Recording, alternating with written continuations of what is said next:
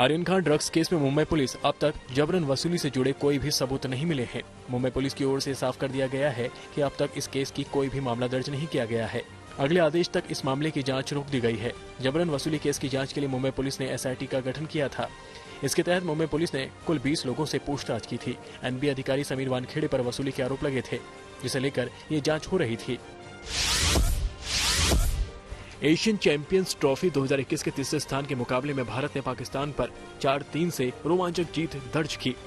आखिरी कुछ मिनट में भारत 9 खिलाड़ियों के साथ ही खेल रहा था, लेकिन उसने अपनी बढ़त को नहीं गंवाया और जीत दर्ज की। भारत को सेमीफाइनल में जापान और पाकिस्तान को दक्षिण कोरिया के हाथों शिकस्त झेलनी पड़ी थी। भारत ने इस टूर्नामेंट में भारत की पाकिस्तान पर दूसरी जीत दर्ज की।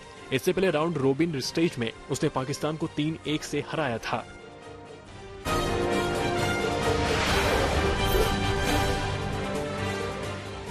प्रियंका गांधी के बच्चों के इंस्टाग्राम अकाउंट हैक नहीं हुए हैं। सूत्रों ने बुधवार को बताया है कि शुरुआती जांच में यह खुलासा हुआ है। Indian computer emergency response team को ये जांच सौंपी गई थी। प्रियंका ने केंद्र सरकार पर आरोप लगाया था कि उनके बच्चों के इंस्टाग्राम अकाउंट हैक कराए गए हैं। प्रियंका ने कहा था कि फोन टैपिंग छोड़िए, मेरे बच्चों के इंस्टाग्राम अकाउंट भी हैक कर रहे हैं। प्रियंका ने कहा था कि सरकार के पास लोगों की जासूसी के अलावा कोई दूसरा काम नहीं है। प्रियंका के इस आरोप के बाद सरकार ने फैसला किया था कि इस मामले की जांच कराई जाएगी। उद्धव ठाकरे की सेहत को लेकर उनके बेटे आदित्य ठाकरे ने साफ किया कि वो ठीक हैं। बुधवार को महाराष्ट्र विधानसभा के शीतकालीन सत्र की शुरुआत हुई तो उद्धव नहीं थे। बीजेपी ने कहा कि उनकी तबीयत ठीक नहीं है, उनको पद किसी और को दे देना चाहिए। उद्धव के बेटे आदित्य ठाकरे को खुद सामने आकर सफाई देनी पड़ी। सीएम साहेब एकदम बरे आहेत. सकाळी पण फोन, काल पण कॅबिनेट झाली. त्यांना जेव्हा योग्य वाटेल तेव्हा ते येतील, कारण आता पण उपमुख्यमंत्री म्हणून सांगितलं की जेव्हा सीएम साहेब येतील तेव्हा आपल्या सर्वांना कळेल.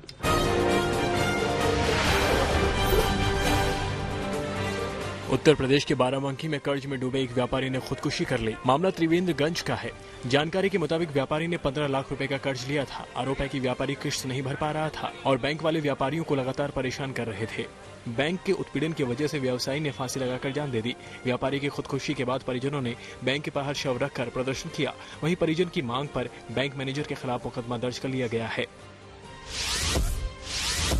उत्तराखंड के उधम सिंह नगर में एक दुकानदार ने एक छात्रा को इतना पीटा कि छात्रा के इलाज के लिए अस्पताल में भर्ती कराना पड़ा। मामला सितारगंज का है। बताया जा रहा है कि छात्रा ने दुकानदार को अंकल कह दिया था। इसी बात से वो इतना नाराज हुआ कि उसने छात्रा की पिटाई कर दी। छात्रा का अस्पताल में इलाज चल रहा है, मगर हैरानी की बात यह है कि अब तक दुकानदार के खिलाफ कोई केस दर्ज नहीं किया गया है। मथुरा में दिन दहाड़े 2 बाइक सवार बदमाशों ने एक शख्स से हथियारों से बल पर 1.5 लाख रुपए लूटकर फरार हो गए। मामला थाना मांड इलाके का है। जानकारी के मुताबिक यमुना एक्सप्रेसवे के सर्विस रोड पर एक शख्स 1.5 लाख रुपए लेकर किसी काम से जा रहा था। अचानक वहां 4 बदमाश आए और उन्होंने हथियारों के बल पर रुपए लूट लिए और फरार हो गए। पुलिस बदमाशों की तलाश में जुट गई है।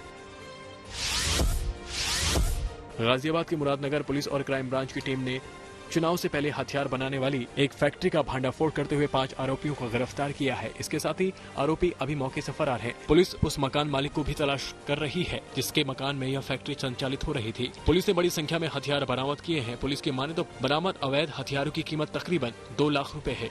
पुलिस आगे की कार्रवाई में जुट गई है। फ्रांस के स्वास्थ्य मंत्री ने दिया चौंकाने वाला बयान। कहा, देश में मौजूदा स्थिति को देखते हुए जल्द हर रोज आएंगे 1 लाख से अधिक कोरोना के मामले। चेतावनी देते हुए जनवरी महीने की शुरुआत में ओमिक्रॉन पूरे देश में मचाएगा आतंक। राजधानी पेरिस में तेजी से बढ़ रहे हैं ओमिक्रॉन के मामले। जापान के शहर ओसाका में ओमिक्रॉन वेरिएंट की कम्युनिटी स्प्रे का पहला मामला सामने मिलने से मचा हड़कंप। एक ही घर में 3 लोग पाए गए ओमिक्रॉन से संक्रमित। पूरे परिवार में किसी ने नहीं की थी विदेश यात्रा। अभी तक नहीं पता चला कि संक्रमण का स्रोत। ऑस्ट्रेलियाई प्रधानमंत्री स्कॉट मॉरिसन ने दिया अपने देशवासियों को क्रिसमस का तोहफा। बढ़ते कोरोना मामलों के बावजूद देश में लॉकडाउन लगाने से किया इनकार। कहा, क्रिसमस पर नहीं लगेगा लॉकडाउन। ऑस्ट्रेलियाई पीएम की राह पर चले ब्रिटेन के प्रधानमंत्री बोरिस जॉनसन। क्रिसमस में किसी भी तरीके की पाबंदी लगाने से किया इनकार। साथ ही कहा कि कोरोना मामले यूं ही बढ़े तो क्रिसमस के बाद लगेंगी नई पाबंदियां। अमेरिकी राज्य शिकागो में 3 जनवरी से कोरोना पाबंदी लगाने का हुआ ऐलान। बढ़ते मामलों को देखते हुए रेस्टोरेंट, बार, जिम जैसी जगहों पर जाने के लिए दिखाना होगा कोरोना सर्टिफिकेट। हाल ही के दिनों में यहां तेजी से बढ़ रहे हैं कोरोना ओमिक्रॉन वेरिएंट के मामले।